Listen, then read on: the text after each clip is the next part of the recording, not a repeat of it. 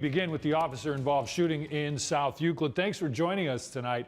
I'm Brian Duff. And I'm Tiffany Tucker. 19 News on the scene minutes after it happened. We do know the Bureau of Criminal Investigation has been called to look into this shooting. That's right. 19's Kelly Kennedy has been live on the scene. Kelly now with the very latest.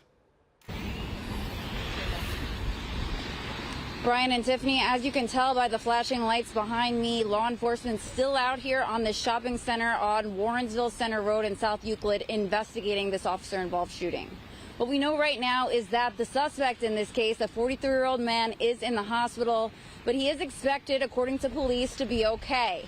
We are learning a little bit more about how this all started. Apparently, a little bit before 3 o'clock this afternoon, a man, the suspect in this case, a 43-year-old man, police say, was shoplifting from the Walmart in this parking lot. A police officer, a South Euclid police officer, tried to stop him. That man got in his car. Officers say he tried to hit the police officer with his car. He also hit several other cars in the parking lot, they tell me, as he was trying to escape. Police told him to stop. That man was still, I guess, threatening the officer with his car, and that officer fired 3 shots. Again, police say that that man is in the hospital, but he is expected to survive all of this.